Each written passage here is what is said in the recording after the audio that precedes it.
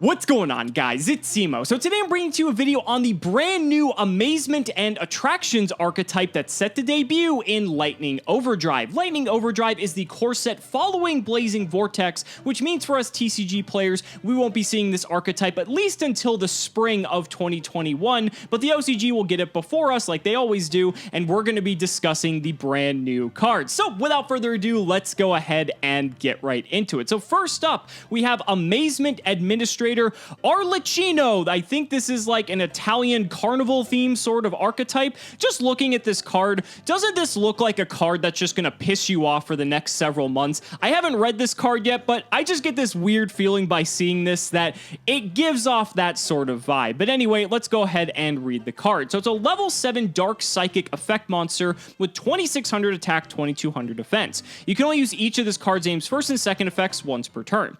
If a trap card is activated, you can special summon this card from your hand. Oh, that's why it's going to be annoying, because it's basically the 2021 equivalent to Altergeist Multifaker. Now, let me just think about this for a sec. Actually, you know what, let me read the rest of it, and then I'll go ahead and process. So, the second effect, if your opponent normal or special summons a monster, you can target one of those monsters, equip it with one attraction trap from your deck. Interesting, okay. Once per turn, you can banish any number of attraction traps from your graveyard, then target that many cards your opponent controls, destroy them. Okay, that's actually not too bad. It does target and destroy, which is kind of like the two worst things you can have on an effect. But the nice thing about this is you can banish like 6 cards and pop 6 of your opponent's cards, so that's kind of cool. I guess it's only a once per turn effect, so you can't do it like multiple times, like in succession, so you can't like pop one, pop another, if there's any sort of like floating effects or anything like that. But let's go back up here to these first parts of the effect. So if a trap card is activated, you can special summon this card from your hand. Again, very reminiscent of Altergeist Multifaker. So a couple things come to mind when I think of this. First up is infinite impermanence, right? Because on turn 0 or your opponent's turn 1 when they're starting with their opening play, if you have both infinite impermanence and this card in your hand, you can imperm one of your opponent's cards, then you can drop this guy onto the field, and then when your opponent normal or special summons a monster, which they're going to if they're playing, you know, any sort of modern Yu-Gi-Oh whatsoever, you can then equip an attraction trap from your deck to that monster. Will that be another form of interruption? We don't know yet, but if it's anything like Altergeist Multifaker plus Imperm, this could be another way to do it that doesn't like lock you into Altergeist monsters specifically. The other thing I think of when I see this is Eldritch. So Eldritch was the prominent trap deck of 2020, and what you could do is if you're playing some sort of Eldritch Amazement Administrator deck or whatever this archetype is called, you could go Elixir of Scarlet Sanguine, special summon out the Golden Lord, and then as Chainlink 2, I believe that's how this should work, you can chain the effect of Arlecchino and then bring him out, bring out Golden Lord, then you could potentially equip a trap when your opponent summons a monster. That could be a disruption, we'll have to see when we get down lower, and then also have any of your Eldritch trap cards as well, like Conquistador to be able to pop a card, Waquero to be able to banish any of your opponent's graveyard threats. So there's potential here. I'm not sure if that's the direction Konami wants this deck to go, but those are the first few things that come to mind, and we're gonna have to pay attention to see what these trap cards are capable of. Moving on along, we have Amazement Ambassador Bufo, I believe. It's a level 3 Earth Beast with 1600 attack and 900 defense. You can only use the second effect once per turn. When this card's normal summon, you can target an attraction trap in your graveyard and one face-up monster your opponent controls. Equip the target on the field with the target in the graveyard. Okay, so equipping trap cards seems to be the gimmick here. We're going to have to see how good these trap cards really are.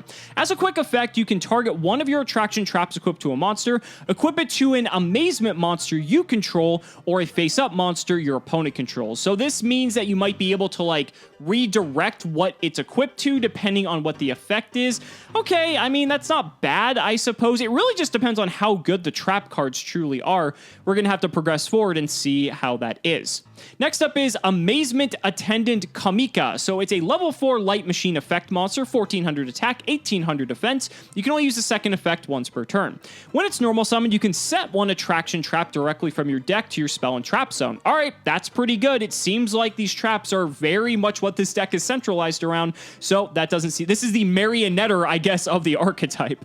The second effect is a quick effect. You can target one of your attraction traps equipped to a monster, equip it to an amazement monster you control, or a face-up monster your opponent controls. Okay, so it seems like these smaller monsters all have the ability to change what the trap cards are equipped to, and that could matter depending on what the trap cards actually do. Moving on along, we have a quick play spell, Amazing Time Ticket. So you can only activate it once per turn, pay 800 life points, apply the effect based on whose turn it is.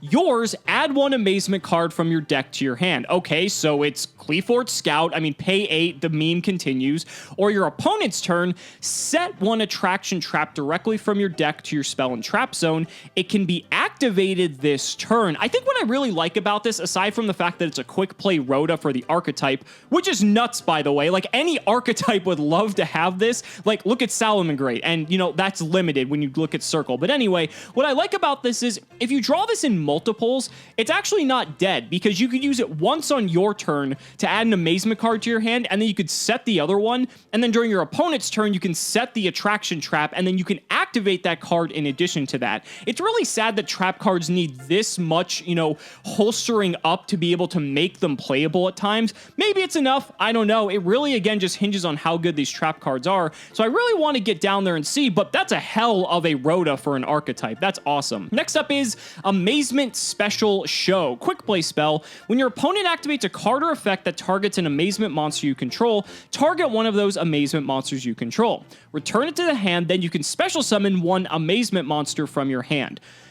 Okay, so this allows you to essentially dodge some sort of removal, so you can, if something's getting targeted by like an attack or an effect, you can chain this in response, bounce the card back to your hand, and then I think you can special summon the same monster, because it doesn't say that you can't, and that means that it's basically going to still be on the field. None of those monsters had any sort of like effect on special summon except for the big guy. Let me go ahead back up here and read this really quick. So he says, if your opponent no more special summons a monster, you can target one of those. Okay, but you can only use it once per turn, so it's not like you can use it multiple times.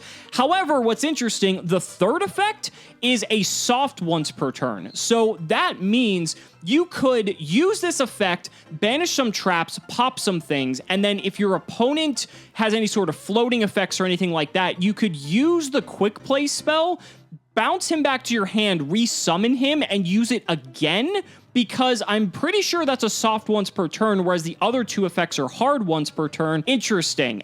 Very conditional, but it has some unique synergies. Let's go ahead and move on, though. I want to see what else this archetype has. Amazement Precious Park. So it's a field spell. You can only use each of these cards' first and second effects once per turn.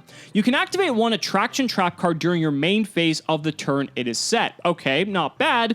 And then the second effect during your end phase, you can send one of your attraction traps equipped to a monster to the graveyard, then target an attraction trap with a different name that is banished or in the graveyard, set it to your spell and trap zone. So you have a bit of cycling going on here. If these trap cards may be dead for whatever reason, you can get one off, and then you can put another one on. And if these trap cards are anything like rides, like roller coasters, or like, I don't know like what the gimmick is going to be here, but I'm assuming that's like what it's going to be. I guess that's thematic, but the card itself doesn't really generate you any advantage on activation. It just allows you to kind of do a little bit of cycling in a roundabout way.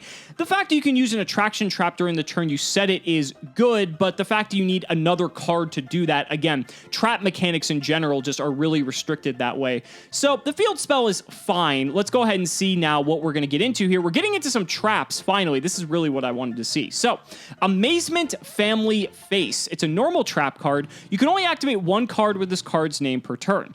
Target one monster your opponent controls equipped with an attraction trap. Equip this card to that target. Number 2, take control of the equipped monster. Okay, so it's just Snatch Steal. That's pretty good. While you control the equipped monster, it gains 500 attack. It cannot activate its effects. Also, it is treated as an amazement monster. So I need to check something. So it's saying attraction trap, and this is an amazement trap. what are you allowed to search here? So the big guy allows you to equip an attraction trap. And this is attraction trap, and this is also... Okay, so this is not able to be tutored directly from the deck or anything with any of these other cards. So this is kind of the... Oh, what's that Eldritch trap? It's not Golden Land Forever. There's the one Eldritch card that, like, can nuke the whole board, but it's not searchable in the deck, which is why no one plays it. It's the one where, like, Eldritch is, like, going Super Saiyan, and there's, like, big spikes coming out of the ground. I'll put it on screen, but that's what, to me, this is like the equivalent to that card, because it's a very powerful effect. Being able to take your opponent's monster is nuts, especially with like Master Rule 5 and Link format, all these different factors. But if it isn't searchable, and the fact that you need to already have it equipped with an attraction trap, which doesn't seem too difficult to do, but you need to have multiple cards kind of set up for this to happen.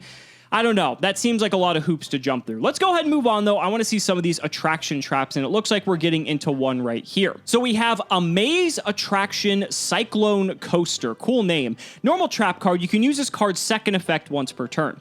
Target one amazement monster you control or one face-up monster your opponent controls. Equip this card to that target. Okay, so they can equip themselves. They don't require the monsters to do it. That's pretty important. The second effect reads, you can only activate this effect based on the equipped monster's controller. Okay, so you target a spell or trap your opponent controls, send it to the graveyard. Not bad. Your opponent, add one amazement monster from your deck to your hand. If you do, send this card to the graveyard. Wow, so you can actually Rhoda during your opponent's turn. It doesn't have to be your opponent's turn. You can do it during your turn, as long as it's just equipped to your opponent's monster, and then the card will fall off and go to the graveyard. That means that the big guy can then banish it and like pop a card. If it's equipped to one of your own monsters, you can pop a spell or trap that's on the field, and it actually sends it to the graveyard, which is rather important.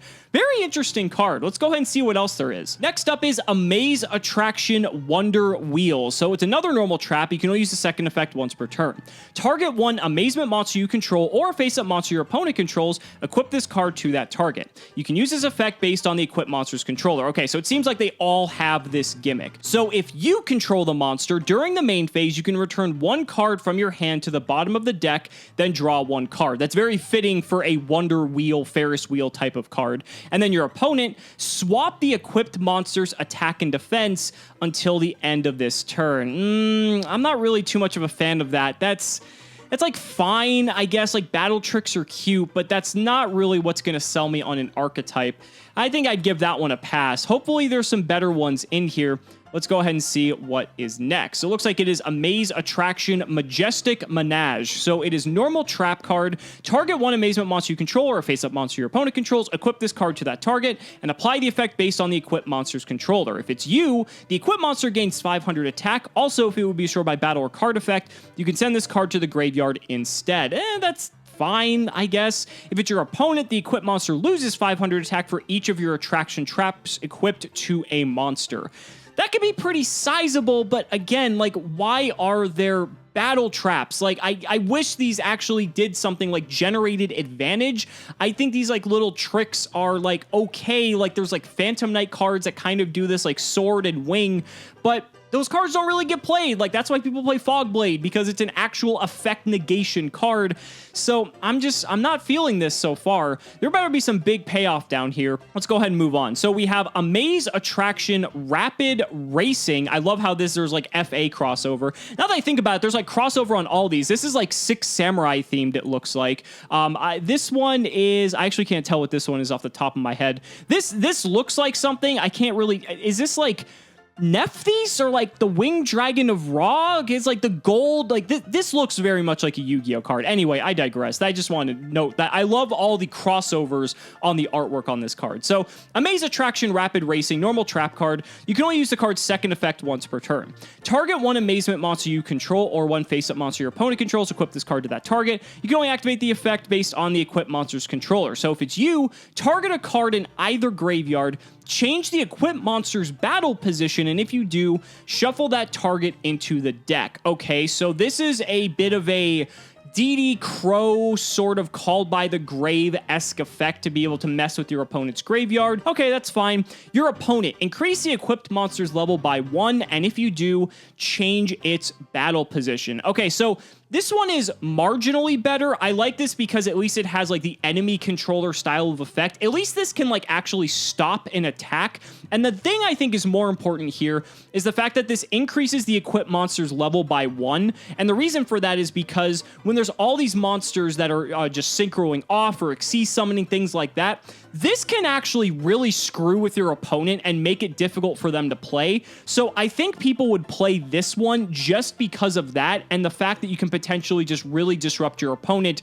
in a way that may not be as obvious as they may think. Let's go ahead and continue on. Again, cool artwork. Now we have ghost trick cards. Oh man. Okay, so Amazement Attraction Horror House. So it's a normal trap. It's gonna have the same claws, I imagine. Yeah, it does. You can only you can activate this effect based on the equipped monster's controller. If it's you, target an effect monster your opponent controls, negate its effects until the end of this turn. Okay, so here's the Fog Blade. Finally, at least we get to something that actually negates an effect. That's pretty good. Your opponent changed the equipped monster to face down defense position. Wow, so that's a Book of Moon. Okay, so this actually matters a lot. I was actually losing some hope here, but I think Horror House has saved this archetype, and here's why. So let's go back all the way to the top here to Arlecchino, right? Because if you activate a trap, you can bring out Arlecchino.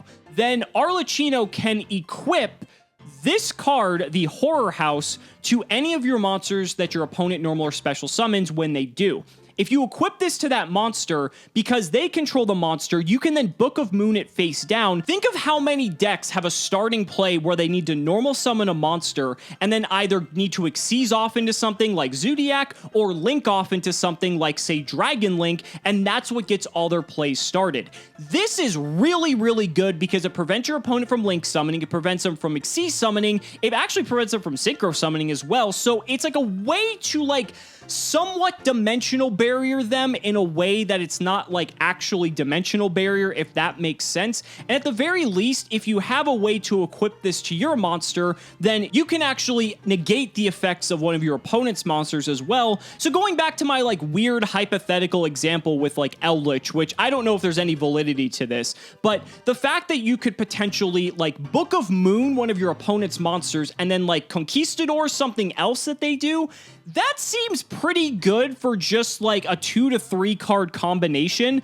I don't know. I think there might be some potential here, and this is just the very first wave of support for this archetype. If we get more support for it in the future, if they get some really, really good trap cards, that could be very strong, and there might be some ways to splash this in with other decks. Keep in mind that there wasn't really any clauses on these cards that preclude you from playing them with other archetypes, so again, maybe people will splash it with Eldritch, maybe people will splash it with Altergeist. There's a lot of potential with other trap-focused decks, and this could give them a boost in a certain direction. I think what I'm worried about the most with this archetype is that it feels a little bit too fair. It doesn't feel like it does anything overtly broken like Eldritch does. Like, Eldritch never loses advantage because every single card in the deck floats, where this deck, yeah, you can get some of the cards back rather easily. They have dual purpose. They have some interesting effects. I just don't get like an Eldritch vibe from this deck, you know? And so it's going to take some time to see if there is some potential here, or if the second wave of support in the set following Lightning Overdrive is what's really necessary to push this deck over the top. But I really, really like the design. I think it's very unique. It's very Yu-Gi-Oh! And I think that's what's pretty cool. And I'm very happy to see that Konami's continuing with this trend of really pushing the boundaries of card design for the game and trying to take an archetype with traps and make it as viable as they can. So we'll see what happens. But guys, that's going to be it for the video. Let me know down in the comments what you guys think. I'd really love to hear your thoughts and what your first impressions are when it comes to this new archetype. Also, the artwork is 10 out of 10. I just gotta say that. But guys, thank you so much for watching the video. Be sure to like the video as always, subscribe to the channel for more amazing Yu-Gi-Oh content, and if you found this video informative, consider supporting me on Patreon or becoming a YouTube channel member. Just by showing your support in any way that you can, you're investing in my ability to continue bringing you amazing Yu-Gi-Oh content. So thanks so much again, and we'll see you next time.